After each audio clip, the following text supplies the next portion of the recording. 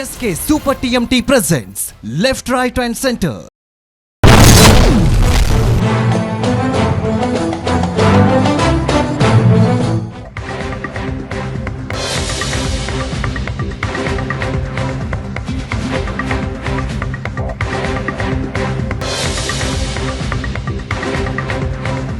ಚಳಿಗಾಲದ ಅಧಿವೇಶನದಲ್ಲಿ ಒಂದು ದೇಶ ಒಂದು ಚುನಾವಣೆಗೆ ಮಸೂದೆ ಮಂಡನೆಗೆ ತಯಾರಾದ ನರೇಂದ್ರ ಮೋದಿ ಸರ್ಕಾರ ಒಂದೇ ಚುನಾವಣೆಯ ಬಿಲ್ಲನ್ನು ನವೆಂಬರ್ನ ಚಳಿಗಾಲದ ಅಧಿವೇಶನದಲ್ಲಿ ಮಂಡಿಸಲಿರುವ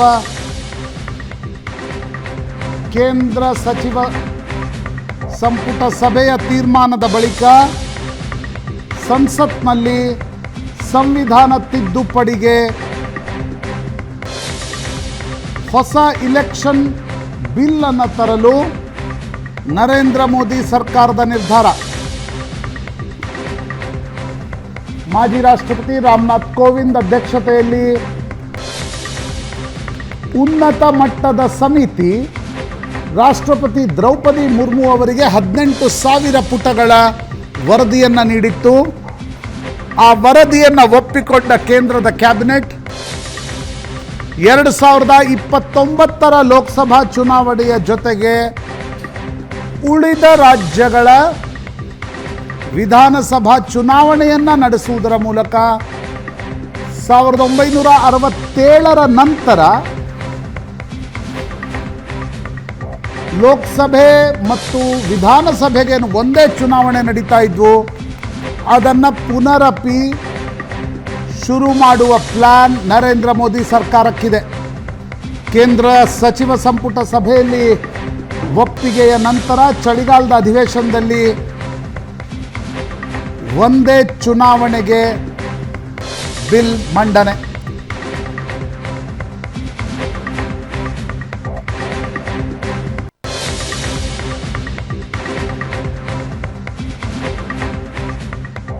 ये देखिए, ये प्रैक्टिकल नहीं है और ये चलने वाला नहीं है. ये सिर्फ चुनाव जब आते कोई ना कोई कुछ मुद्दा नहीं मिल रहा उनको, ऐसी चीजें बात करने के लिए, इश्यू को डाइवर्ट करने के लिए वो बात करते हैं और इसीलिए और पूरे देश के लोग कोई मानने वाले भी नहीं हैं. ये देखिए, ये प्रैक्टिकल नहीं है और ये चलने वाला नहीं है. ये सिर्फ चुनाव जब आते कोई ना कोई कुछ मुद्दा नहीं मिल रहा उनको, ऐसी चीजें बात करने के लिए, इश्यू को डाइवर्ट करने के लिए वो बात करते हैं और इसीलिए और पूरे देश के लोग कोई मानने वाले भी नहीं हैं. कैबिनेट ने बहुत ही ऐतिहासिक निर्णय किया है. माननीय पूर्व राष्ट्रपति की अनुशंसा पर जो रिपोर्ट आई थी उसको एक्सेप्ट किया है. वन नेशन वन इलेक्शन देश के हित में है, वोटर्स के हित में है. खर्चा कम होगा, वोटर्स को सहूलियत होगी. कैबिनेट ने बहुत ही ऐतिहासिक निर्णय किया है. माननीय पूर्व राष्ट्रपति की अनुशंसा पर जो रिपोर्ट आई थी उसको एक्सेप्ट किया है. वन नेशन वन इलेक्शन देश के हित में है, वोटर्स के हित में है. खर्चा कम होगा, वोटर्स को सहूलियत होगी. कैबिनेट ने ಅದು ಬಹಳಷ್ಟು ವಿವರಣೆಗಳು ಅದರಿಂದ ಬರಬೇಕಾಗತ್ತೆ ಮತ್ತು ಕನಿಷ್ಠ 2/3 ಸ್ಟೇಟ್ಗಳು ಕೂಡ ಅದಕ್ಕೆ ಒಪ್ಪಿಗೆ ಸೂಚಿಸಬೇಕಾಗತ್ತೆ. ಅದೆಲ್ಲ ಮುಂದೆ ಈಗ ತಾನೇ ಅದಕ್ಕೆ ವರದಿಗೆ ಒಪ್ಪಿಸಿದ್ದಾರೆ. ಕೋವಿಂದ್ ಅವರು ಹೈ ಪವರ್ ಕಮಿಟಿ ಮಾಡಿದ್ರಲ್ಲ, ಅವರು ವರದಿ ಸಲ್ಲಿಸಿದ್ದಾರೆ. ವರದಿನ ಕ್ಯಾಬಿನೆಟ್ ಆಕ್ಸೆಪ್ಟ್ ಮಾಡಿದ್ದಾರೆ. ಮುಂದೆ ಏನು ಡೆವಲಪ್ಮೆಂಟ್ ಆಗುತ್ತೆ ನೋಡೋಣ. ಅದಾದಮೇಲೆ ರಾಜ್ಯಕ್ಕೆ ಬಂದಂಥ ಸಂದರ್ಭದಲ್ಲಿ ಏನು ಅಸೆಂಬ್ಲಿಯಲ್ಲಿ ಚರ್ಚೆ ಆಗಬೇಕಾ ಅಥವಾ ರಾಜ್ಯ ಸರ್ಕಾರದ ಒಪಿನಿಯನ್ ಬೇಕಾ, ಏನು ಪ್ರೊಸೀಜರಲ್ಲಿ ಏನು ನಮ್ಮನ್ನು ಕೇಳ್ತಾರೆ ಅದರ ಮೇಲೆ ಹೋಗುತ್ತೆ. ಇನ್ನೂ ಅದು ಬಹಳ one nation one election Modi ಸರ್ಕಾರ ತನ್ನ ಮತ್ತೊಂದು ಅಜೆಂಡಾನ ಜಾರಿಗೊಳಿಸುವತ್ತ ಒಂದು ಹೆಜ್ಜೆ ಮುಂದಿಟ್ಟಿದೆ. ಮಾಜಿ ರಾಷ್ಟ್ರಪತಿ ರಾಮನಾಥ್ ಕೋವಿಂದರ ನೇತೃತ್ವದಲ್ಲಿ ಸಮಿತಿಯೊಂದನ್ನು ರಚಿಸಲಾಗಿತ್ತು. ಅಧ್ಯಯನ ಮಾಡಿ ವರದಿ ಕೊಡಿ ಅಂತ 18,000 ಪುಟಗಳ ವರದಿಯನ್ನ ಮಾಜಿ ರಾಷ್ಟ್ರಪತಿ ರಾಮನಾಥ್ ಕೋವಿಂದ್ ಅವರು ಹಾಲಿ ರಾಷ್ಟ್ರಪತಿ ದ್ರೌಪದಿ ಮುರ್ಮು ಅವರಿಗೆ ಸಲ್ಲಿಸಿದ್ದಾರೆ. ಮತ್ತು ಈ ವರದಿಯನ್ನು ಕ್ಯಾಬಿನೆಟ್ ಒಪ್ಪಿಕೊಂಡಿದೆ. ಏನಿದು one nation one election? Kashmir ಮತ್ತು ಹರಿಯಾಣದಲ್ಲಿ ಚುನಾವಣೆಗಳಿದ್ದಾವೆ. ಈಗ ಇದು ಮುಗಿದ ಮೇಲೆ ಮತ್ತೊಂದು ಚುನಾವಣೆ ಬರುತ್ತೆ, ದಿಲ್ಲಿ 5 ತಿಂಗಳ ನಂತರ. ಇಡೀ ವರ್ಷ ಒಂದಲ್ಲ ಒಂದು ಚುನಾವಣೆ ನಡೀತಾ ಇರುತ್ತೆ. ಇದರಿಂದ ಅಭಿವೃದ್ಧಿಗೆ ಹಿನ್ನಡೆ ಅನ್ನೋದು ಒನ್ ನೇಷನ್ ಒನ್ ಎಲೆಕ್ಷನ್ ಪರವಾಗಿರುವವರ ವಾದ. ಹೀಗಿರುವಾಗ ಲೋಕಸಭೆ ಮತ್ತು ಎಲ್ಲ ರಾಜ್ಯಗಳ ವಿಧಾನಸಭೆಗೆ ಒಂದೇ ಸಲ ಚುನಾವಣೆ, ಅದಾಗಿ 100 ದಿನಗಳ ನಂತರ ಸ್ಥಳೀಯ ಸಂಸ್ಥೆಗಳಿಗೆಲ್ಲ ಒಂದೇ ಸಲ ಚುನಾವಣೆ. ಜಿಲ್ಲಾ ಪಂಚಾಯತ್, ತಾಲೂಕ್ ಪಂಚಾಯತ್, ಗ್ರಾಮ ಪಂಚಾಯತ್ತು, ಪಟ್ಟಣ ಪಂಚಾಯತ್ತು, ನಗರಸಭೆ, ಮಹಾನಗರ ಪಾಲಿಕೆ ಎಲ್ಲದಕ್ಕೂ ಒಂದ್ಸಲ ಚುನಾವಣೆ ಮಾಡಿಬಿಡೋದು. ಹಾಗೆ ಮಾಡಿ 100 ದಿನಗಳು ಅಂತರ ಸ್ಥಳೀಯ ಸಂಸ್ಥೆಗಳಿಗೂ ಮತ್ತು ಲೋಕಸಭೆ ವಿಧಾನಸಭಾ ಚುನಾವಣೆಗಳ ಮಧ್ಯದಲ್ಲಿ. ಹಾಗೆ ಒಂದು ಸಲ ಮಾಡಿ ಆ ನಂತರ 5 ವರ್ಷದ ಆಡಳಿತ.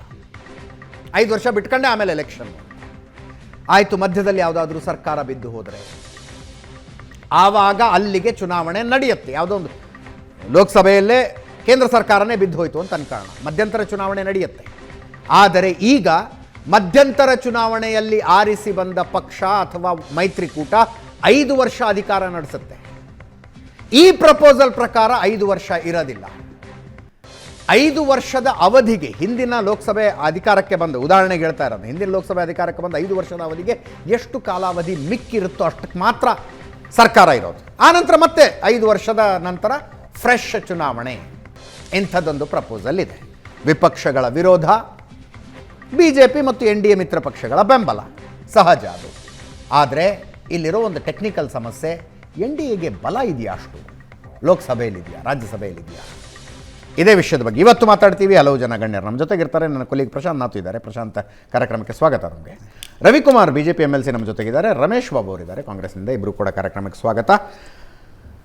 ಹಿರಿಯ ವಕೀಲರಾದ ಪುತ್ತಿಗೆ ರಮೇಶ್ ಅವರು ನಮ್ಮ ಜೊತೆಗೆ ನೇರ ಸಂಪರ್ಕದಲ್ಲಿದ್ದಾರೆ. ಪುತ್ತಿಗೆ ರಮೇಶ್ ಸರ್, ನಮಸ್ಕಾರ. ನಮಸ್ಕಾರ ಅಜಿತ್ ಅವರೇ. ನಾನು ಐ ಥಿಂಕ್ ಅವರಿಂದನೇ ಶುರು ಮಾಡೋಣ. Puttige Ramesh sir, one nation one election ಅನ್ನು ನಾನು ಕಾನ್ಸೆಪ್ಟನ್ನು ಎಕ್ಸ್ಪ್ಲೇನ್ ಮಾಡಿದೆ. ತಮ್ಮಷ್ಟು ಪರ್ಫೆಕ್ಟಾಗಿ ಹೇಳೋದಕ್ಕೆ ಬರಲಿಕ್ಕಿಲ್ಲ. ಇಲ್ಲ ತುಂಬ ಚೆನ್ನಾಗಿ ಬಂತು, ಎಕ್ಸ್ಪ್ಲೈನ್ ಮಾಡಿದ್ದೆ. ಪ್ರಿಯಾಂಬಲ್ ತುಂಬ ಚೆನ್ನಾಗಿ ಬಂತು ನಿಮ್ಮದು. What are the challenges sir? 18 ಸಾಂವಿಧಾನಿಕ ತಿದ್ದುಪಡಿಗಳಾಗಬೇಕು ಅಂತ ಹೇಳ್ತಾ ಇದ್ದಾರೆ ಸರ್. ಇದು 3 ಆ್ಯಂಗಲ್ನಲ್ಲಿ ನಾವು ನೋಡಬೇಕಾಗತ್ತೆ. ಓಕೆ. ಒಂದು ಪೊಲಿಟಿಕಲ್ ಆ್ಯಂಗಲ್, ಇನ್ನೊಂದು ಲೀಗಲ್ ಆ್ಯಂಗಲ್ಲು, ಮೂರನೇದು practical angle. Yes. Political angle ಅಂದರೆ ನೀವು ಏನೇ ಹೇಳಿ ನನಗದು ಇಷ್ಟ ಇಲ್ಲದೆ ಇದ್ರೆ ಐ ಡೋಂಟ್ ಲೈಕ್ ಇಟ್ ಅಂತ ಹೇಳ್ತೇವೆ, we don't agree for that ಅಂತ ಹೇಳ್ತೇವೆ. ಸೊ ಆದ್ದರಿಂದ ಎಲ್ಲ ಪಾರ್ಟಿಯವರು ಅಟ್ಲೀಸ್ಟ್ ಮೆಜಾರಿಟಿ ಬರೋಷ್ಟು ಪಾರ್ಟಿಯವ್ರನ್ನ ಒಂದು ಮಾಡಿಕೊಂಡ್ರೆ ಮಾತ್ರ ಅದು ಆಗತ್ತೆ, ಇಲ್ಲದೇ ಆಗೋದಿಲ್ಲ. ಕರೆಕ್ಟ್. ಯಾಕೆ ಅಂದರೆ ಇದು ಕಾನ್ಸ್ಟಿಟ್ಯೂಷನ್ ಅಮೆಂಡ್ ಮಾಡಬೇಕಾಗತ್ತೆ. ಎಸ್. ಕಾನ್ಸ್ಟಿಟ್ಯೂಷನ್ ಅಮೆಂಡ್ ಮಾಡುವಾಗ 2/3 ಮೆಜಾರಿಟಿ ಬರಬೇಕಾಗತ್ತೆ. 2/3 ಮೆಜಾರಿಟಿ ಅಂದರೆ ಇವ್ರಿಗೆ ಬರೀ ಸಿಂಪಲ್ ಮೆಜಾರಿಟಿ ಇದೆ ಈಗಿನ ಸರ್ಕಾರಕ್ಕೆ. ಹೌದು. ಸೊ 2/3 ಮೆಜಾರಿಟಿ ಬರೋದಕ್ಕೆ ಅಂದರೆ ಬೇರೆ ಸ್ನೇಹಿತರುಗಳನ್ನ, ಅಪೋಸಿಷನ್ನಲ್ಲಿರೋ ಸ್ನೇಹಿತರುಗಳನ್ನ ಒಂದು ಮಾಡ್ಕೊಳ್ಬೇಕು ಅದಕ್ಕೆ. ಈಗ ಫಾರ್ ಎಕ್ಸಾಂಪಲ್ ನ್ಯಾಷನಲ್ ಕಾನ್ಫರೆನ್ಸ್ ಇದೆಯಲ್ಲ, ಅದು ಇವರ ಗ್ರೂಪ್ನಲ್ಲಿ ಇಲ್ಲ, ಆದರೂ ಅವರು ಒನ್ ನೇಷನ್ ಒನ್ ಥಿಯರಿಗೆ ಅವರು ಸಪೋರ್ಟ್ ಎಕ್ಸ್ಪ್ರೆಸ್ ಮಾಡಿದ್ದಾರೆ. ಆ ರೀತಿ ಬೇರೆ ಯಾವ್ದಾದ್ರು ಪಾರ್ಟಿಯವರು ಬಂದರೆ ಇವರಿಗೆ 2/3 ಮೆಜಾರಿಟಿ ಬಂದರೆ ಆವಾಗ ಅದರ ಪಾಸ್ ಆಗೋದಕ್ಕೆ ಅನುಕೂಲ ಆಗುತ್ತೆ. ಸೊ 2/3 ಮೆಜಾರಿಟಿ ನಂಬರ್ಸ್ ಒಂದೇ ಸಲ ಎಕ್ಸ್ಪ್ಲೇನ್ ಮಾಡ್ಬಿಡ್ತೀನಿ ಸರ್. ಒಂದ್ಸಲ ಎಕ್ಸ್ಪ್ಲೇನ್ ಮಾಡ್ಬಿಡ್ತೀನಿ ಅಂದ್ರೆ ನಮ್ಮ ವೀಕ್ಷಕರಿಗೆ ಇನ್ನೊಂದು ಸ್ವಲ್ಪ ನೀಟಾಗಿ ಅರ್ಥ ಆಗುತ್ತೆ. ಇದು 2/3 3/2 ಅಂದರೆ 67% ಅಂತಾಯಿತು.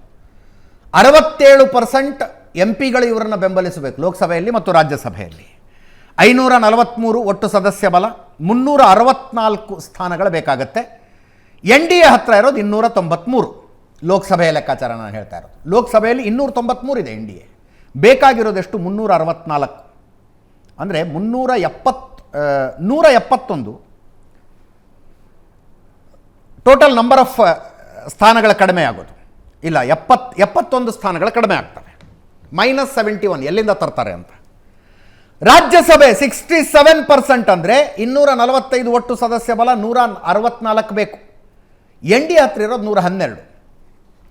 ಅದರ ಜೊತೆಗೆ 14 ರಾಜ್ಯಗಳು ಇದನ್ನು ಒಪ್ಕೊಳ್ಬೇಕು. ಅದು ಸಮಸ್ಯೆ ಆಗಲಿಕ್ಕಿಲ್ಲ, ಯಾಕಂದರೆ 19 ರಾಜ್ಯಗಳಲ್ಲಿ NDA ಅಧಿಕಾರದಲ್ಲಿದೆ. ಅದು ಸಮಸ್ಯೆ ಆಗಲಿಕ್ಕಿಲ್ಲ.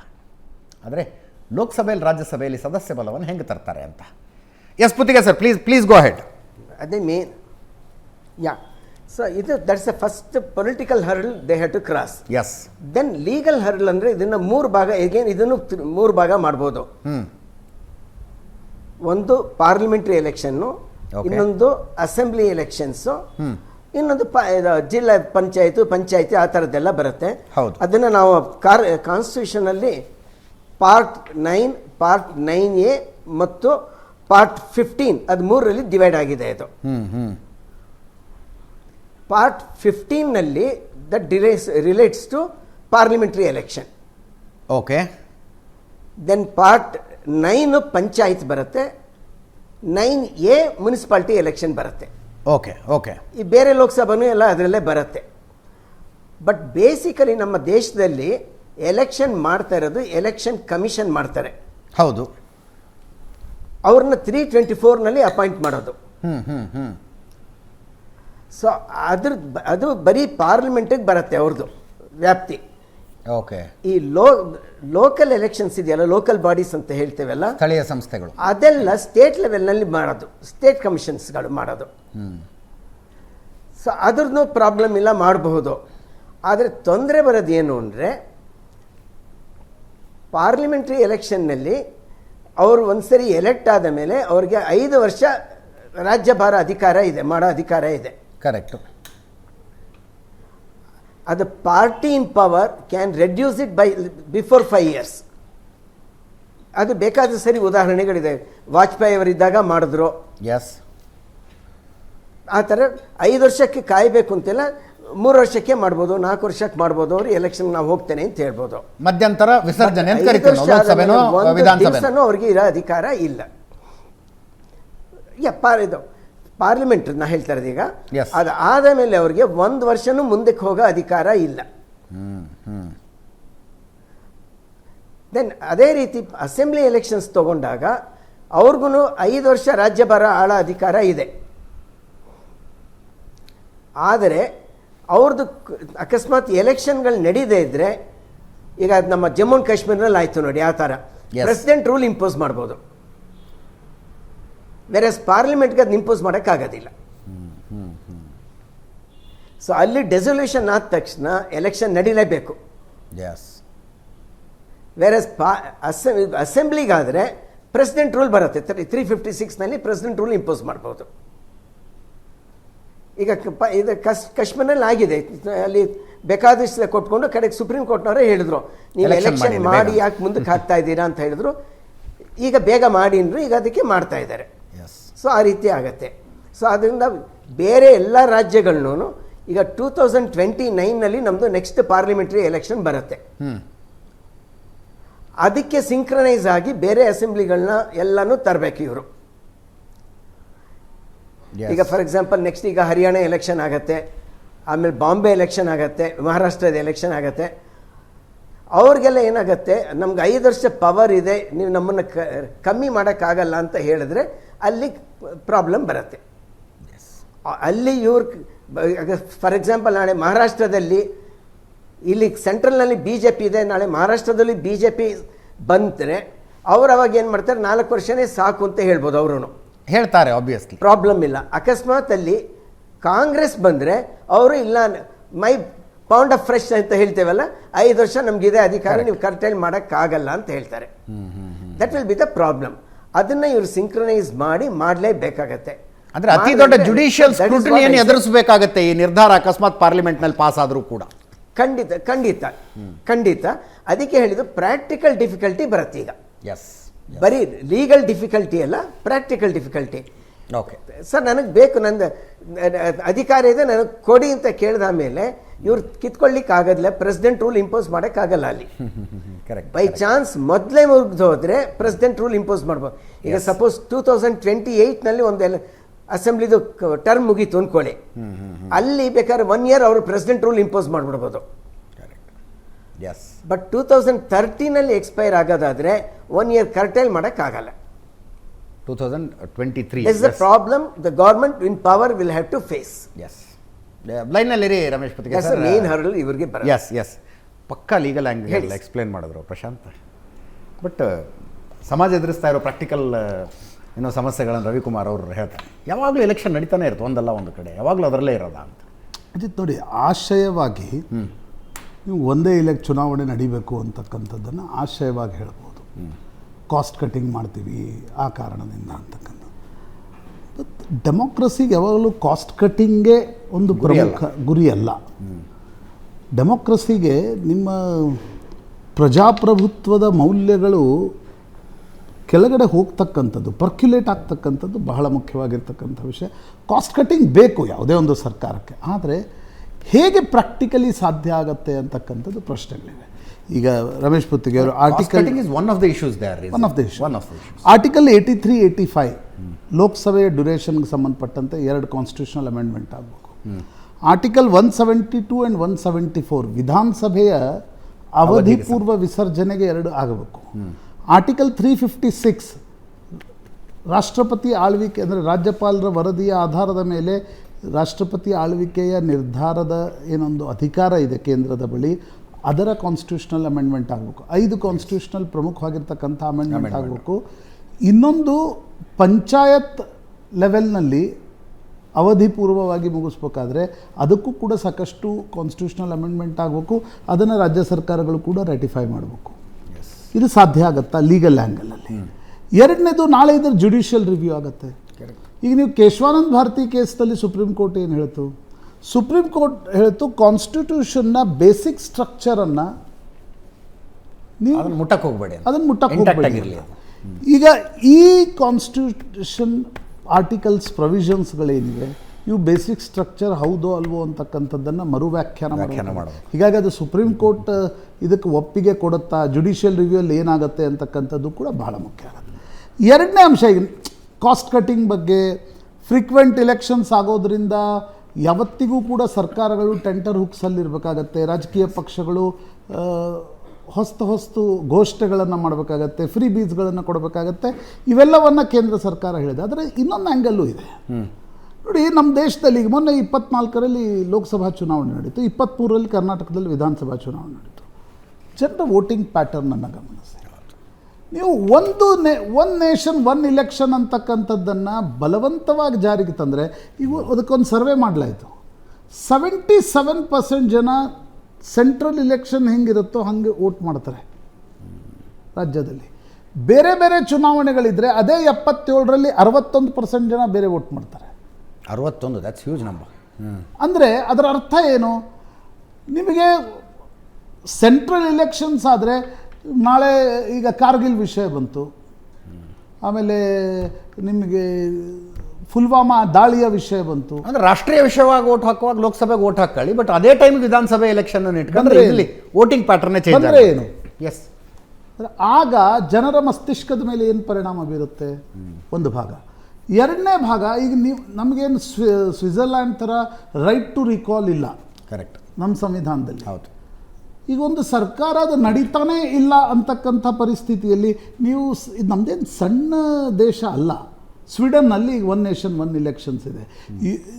UK-ದಲ್ಲಿ 2011 ಒಂದು ರೀತಿಯ ಅಮೆಂಡ್ಮೆಂಟನ್ನು ತರಲಾಗಿದೆ. ಪಾರ್ಲಿಮೆಂಟ್ಗೂ ಸೈಮಲ್ಟೇನಿಯಸ್ ಎಲೆಕ್ಷನ್ಸ್. ಅವು ಸಣ್ಣ ದೇಶಗಳು ಅಜಿತ್. ನಮ್ಮದೊಂದು ಹ್ಯೂಜ್ ದೇಶ, ಡೈವರ್ಸಿಫಿಕೇಷನ್ ಇರತಕ್ಕಂಥ ಒಂದು ದೇಶ. ಇಲ್ಲಿ ಪೊಲಿಟಿಕಲ್ ಪ್ರೊಸೆಸ್ ಅಂದರೆ ಈಗ ಅಮೆರಿಕಾದಲ್ಲಿ ನೋಡಿ 2 ಪಾರ್ಟಿಗಳ ಚುನಾವಣೆ ನಡೆಯುತ್ತೆ. ನಮ್ಮಲ್ಲಿ ಹಾಗಲ್ಲ. ಈಗ ಸಣ್ಣ ಪಕ್ಷಗಳು ಜಿಲ್ಲೆಗೆ 2 ಜಿಲ್ಲೆಗೆ 3 ಈಗ ನೀವು ಮೇಲಿಂದ ಕುಳಿತು ನೋಡಿದಾಗ ಅದೇನ್ರಿ ಅಂತ ಅನ್ನೋರು ಇದ್ದಾರೆ, ನಾನು ಇಲ್ಲ ಅಂತನ್ನಲ್ಲ. ಬಟ್ ಪ್ರಜಾಪ್ರಭುತ್ವವನ್ನು ಪ್ರೀತಿಸುವ ಜನ ಹೇಗೆ ನೋಡ್ತಾರೆ? ಎಷ್ಟು ಡೈವರ್ಸಿಫಿಕೇಷನ್ ಇದೆ ಅಷ್ಟು ವಾಯ್ಸ್ಗಳು ಬರಲಿ. What's wrong in it? ಈಗ ನಿಮಗೆ ಡಾರ್ಜಿಲಿಂಗಲ್ಲಿ ಗೂರ್ಖಾಲ್ಯಾಂಡ್ ಪಾರ್ಟಿ ಇದೆ ರೀ, ಅವ್ರು ಯಾರು ಸಪೋರ್ಟ್ ಮಾಡ್ತಾರೆ ಅವ್ರು ಗೆಲ್ತಾರೆ ಅಲ್ವಾ? ಈಗ JDS ಇದೆ, 3-4 ಜಿಲ್ಲೆಗಳಲ್ಲಿದೆ. ನೀವು ಒನ್ ನೇಷನ್ ಲೋಕಸಭೆ ವಿಧಾನಸಭೆ ಒಟ್ಟೊಟ್ಟಿಗೆ ಮಾಡಿಬಿಟ್ರೆ ರಾಷ್ಟ್ರೀಯ ಪಕ್ಷಗಳ ಜೊತೆ ಅವು ಹೆಂಗೆ ಸ್ಪರ್ಧೆ ಮಾಡ್ತಾವೆ ಪ್ರಾದೇಶಿಕ ಪಕ್ಷಗಳು? ನನಗನ್ಸುತ್ತೆ ನಮ್ಮ ದೇಶದ ಪ್ರಜಾಪ್ರಭುತ್ವದ ಸೌಂದರ್ಯದಲ್ಲಿ ಪ್ರಾದೇಶಿಕ ಪಕ್ಷಗಳ ಪಾತ್ರ ಬಹಳ ದೊಡ್ಡದು. ತುಂಬ ದೊಡ್ಡದು. ಕರ್ನಾಟಕದಲ್ಲೇ ನಾವು ಅನೇಕ ಬಾರಿ ನೋಡಿದ್ವಿ, ಕಾವೇರಿಯ ಪ್ರಶ್ನೆ ಬಂದಾಗ, ತೆರಿಗೆಯ ಪ್ರಶ್ನೆ ಬಂದಾಗ, ರಾಷ್ಟ್ರೀಯ ಪಕ್ಷಗಳು ಅಲ್ಲಿ ಯಾವ ಸರ್ಕಾರ ಇರುತ್ತೆ ಅವರು ನಮ್ಮ ವಿಷಯಗಳನ್ನೇ ಎತ್ತಲ್ಲ. ಹಾಗಿರುವಾಗ ನನಗನ್ಸುತ್ತೆ one nation one election, is it practically possible? Yes. Big question mark. Ramesh Babu ಅವರೇ, ಈ ಲೋಕಸಭೆ ವಿಧಾನಸಭೆ ವೋಟಿಂಗ್ ಪ್ಯಾಟರ್ನ್ ಒಂದೇ ಆಗಿರುತ್ತೆ, ಹಾಗಾದರೆ ಹಿನ್ನಡೆ ಆಗಬಹುದು, ಮುನ್ನಡೆ ಆಗಬಹುದು, ಆ ಥರದ ಆತಂಕಗಳಿದೆಯಾ? ಪ್ರಶಾಂತ್ ಮಾಥೂರವರು ಭಾಳ ಪ್ರಾಕ್ಟಿಕಲಾಗಿ ಮಾತಾಡಿದ್ದಾರೆ. ನನ್ನ ಹಿರಿಯರು ಸನ್ಮಿತ್ರರು ಆದಂಥ ಪುತ್ತಿಗೆ ರಮೇಶ್ ಅವರು ಒಬ್ಬ ವಕೀಲರಾಗಿ ಅವರ ಅಭಿಪ್ರಾಯವನ್ನು in good angle as given, ಒಪ್ಕೋತೀನಿ. ಅವರು ಪೊಲಿಟಿಕಲಿ, ಲೀಗಲಿ, ಪ್ರಾಕ್ಟಿಕಲಿ ಮೂರನ್ನು ವಿಶ್ಲೇಷಣೆ ಮಾಡಿದ್ದಾರೆ. ನನಗೆ ಭಾಳ ಆಶ್ಚರ್ಯ ಆಗೋದು ಒಂದು, ಅದಕ್ಕೆ ಮುಂಚೆ ಖರ್ಗೆರವರು ಹೇಳಿದ್ನ ತಾವು ಮಾತಾಡಿದ್ನ ತೋರಿಸಿದ್ವಿ. It is the AICC stand. ಸಿದ್ದರಾಮಯ್ಯನವರ ಟ್ವೀಟ್ ಇದೆ, ತುಂಬ ದೊಡ್ಡದಿದೆ. ಕಾಂಗ್ರೆಸ್ ಪಕ್ಷದ ನಿಲುವನ್ನು ಈಗಾಗಲೇ ತಾವು ತೋರಿಸಿದ್ದೀರಾ. ಎಸ್. ನನಗೆ ಭಾಳ ನಗು ಮೋದಿರವರು ಪಾಪ ಕೋವಿಂದ್ ಅವ್ರ ಕೈಲಿ ತೌಡು ಕುಟ್ಸೋ ಕೆಲಸ ಯಾಕೆ ಮಾಡಿಸಿದ್ರು ಅಂತೇಳಿ ನನಗೆ ಆಶ್ಚರ್ಯ ಆಗೋಂಥದ್ದು. ಅಂದರೆ ಇವತ್ತಾಗಲೇ ಏನು ನಮ್ಮ ಭಾಷೆಯಲ್ಲಿ ಸವಕಲು ನಾಣ್ಯ ಅಂತ ಹೆಂಗೆ ಕರಿತೀವಿ ಅಂತ ತಲುಪಿಬಿಟ್ಟಿದ್ದಾರೆ ಮೋದಿರವರು. ಅವರಿಗೆ ಈಗ ಇಶ್ಯೂಸ್ ಇಲ್ಲ, ಜನನ ಗಮನ ಬೇರೆಡೆ ಸೆಳೆಯೋಂಥ ಕೆಲಸವನ್ನು ಮಾಡಬೇಕು. ಅದಕ್ಕೆ ಪೂರಕವಾಗಿ ಕೆಲಸವನ್ನು ಮಾಡಿದ್ದಾರೆ. ಮೊದಲನೇದು ಭಾಳ ದುರಂತ ಏನಂದರೆ, ನಮ್ಮಲ್ಲಿ ಮಾಜಿ ರಾಷ್ಟ್ರಪತಿಗಳಿಗೆ ಒಂದು ಗೌರವವನ್ನು ಕೊಡ್ತೇವೆ. ಅವರು ರಾಷ್ಟ್ರಪತಿಗಳಾಗಿ ನಿರ್ಗಮಿಸಿದ ನಂತರವೂ ಸಹ ರಾಷ್ಟ್ರಪತಿಗಳಿಗೆ ಸಮಾನಾಂತರವಾಗಿ ಅವ್ರಿಗೆ ಗೌರವ ಕೊಡುವಂಥ ಕೆಲಸವನ್ನು ಮಾಡ್ತೀವಿ. ಅವ್ರನ್ನೆಲ್ಲೂ ಪೊಲಿಟಿಕಲ್ಲಾಗಿ ಅವ್ರನ್ನ ನೋಡೋದಕ್ಕೆ ಹೋಗೋದಿಲ್ಲ. ದುರಂತ ಏನಂದರೆ, ಇವತ್ತು ಅವರ ಆಫೀಸನ್ನು ದುರ್ಬಳಕೆ ಮಾಡ್ಕೊಂಡು BJP ಅವರು ಇವರೇನಿವತ್ತು ಜನರ ಗಮನವನ್ನು ಬೇರೆ ಕಡೆ ತಿರುಗಿಸೋದಕ್ಕೆ, ಅಂದರೆ ಇವತ್ತಾಗಲೇ BJP ಬಗ್ಗೆ ಅಸಹನೆ ಮತ್ತು ಬೇರೆ ಬೇರೆ ರೀತಿ ಪ್ರಾರಂಭ ಆಗಿದೆ. ಮೋದಿರವರ ಒಂದು ಇಮೇಜ್ ಇತ್ತು, ಅದು ಡೌನ್ ಆಗಿದೆ. ಅದನ್ನು ಉಳಿಸ್ಕೊಳ್ಳೋಕ್ಕೆ ಆ ಕೋವಿಂದ್ ಅಂತವೂ ಸಹ ಬಳಸ್ಕೊತಾ ಇರ್ತಕ್ಕಂಥದ್ದು BJPಯ ದೌರ್ಬಲ್ಯ ಅಂತ ಹೇಳ್ಬಿಟ್ಟು ಹೇಳ್ತೀನಿ. ಒಂದು. ಎರಡನೇದು, ನಾವಿರ್ತಕ್ಕಂಥದ್ದು ಅಧ್ಯಕ್ಷೀಯ ಮಾದರಿಯ ವ್ಯವಸ್ಥೆ ಅಲ್ಲ, ನಾವಿರ್ತಕ್ಕಂಥದ್ದು ಸಂಸದೀಯ ವ್ಯವಸ್ಥೆ. ಯಾಕೆಂದರೆ ಕೆಲವು ಉದಾಹರಣೆಗಳು ಕೊಟ್ಟಿದ್ದಾರೆ. 18,000 ಪುಟದ ಒಂದು ರಿಪೋರ್ಟ್ ಕೊಟ್ಟಿದ್ದಾರೆ ಕೋವಿಂದ್ ಅವರು. ನನಗೆ ಕೇಳಿದರೆ ಒಂದು 50,000 ಪುಟಕ್ಕೆ ಕೊಡಿಸ್ತಾ ಇದ್ದೆ. ನಾನೇ ಸಲಹೆ ಕೊಡ್ತಿದ್ದೆ, ಏನಂತ ತಗೋಬೋದು, ಯಾವ ಪುಸ್ತಕ ಕಾಪಿ ಮಾಡ್ಬೋದು ಅಂತೇಳಿ. ಅದನ್ನ 18,000 ಬೇಕಾದ್ರೆ 50,000 ಮಾಡಿಸ್ಕೊಡ್ತಿದ್ದೆ. ಇರಲಿ, ಅವ್ರೇನು 18,000 ಪುಟದ ಕೊಟ್ಟಿದ್ದಾರೆ. ನಮ್ಮಲ್ಲಿ ಇರ್ತಕ್ಕಂಥದ್ದು ಪಾರ್ಲಿಮೆಂಟ್ರಿ ಸಿಸ್ಟಮು. ಇವತ್ತಿನ ಕಾಲಘಟ್ಟದಲ್ಲಿ ಇವತ್ತಿನಲ್ಲಿ ಪಾರ್ಲಿಮೆಂಟು ರಾಜ್ಯಸಭೆಯಲ್ಲಿ ಇರ್ತಕ್ಕಂಥ ಸಂಖ್ಯೆಯ ಆಧಾರದ ಮೇಲೆ ಇದು ಸಾಧ್ಯ ಇಲ್ಲ ಅನ್ನೋದು ನೀವೇ ಅಕ್ಷರಶಃ ಈಗ ದಾಖಲು ಮಾಡಿ ತೋರಿಸ್ಬಿಟ್ರಿ. ಈಗಿರ್ತಕ್ಕಂಥ ನಂಬರಲ್ಲಿ ಇದು ಮಾಡೋಕ್ಕೆ ಸಾಧ್ಯ ಇಲ್ಲ ಅಂತ. ಅದು ಎಲ್ಲರಿಗಿನ್ನ ಚೆನ್ನಾಗಿ ಗೊತ್ತಿರ್ತಕ್ಕಂಥದ್ದು BJP ಅವರಿಗೆ, ಇನ್ಕ್ಲೂಡಿಂಗ್ ನರೇಂದ್ರ ಮೋದಿ. ಬಟ್ ಇಲ್ಲಿ ಅವರಿಗೆ ಜನನ ಗಮನವನ್ನು ಡೈವರ್ಟ್ ಮಾಡೋದಕ್ಕೋಸ್ಕರ ಈ ವ್ಯವಸ್ಥೆನ ಮಾಡ್ಕೊಂಡು ಹೋಗ್ತಾ ಇದ್ದಾರೆ. ಒನ್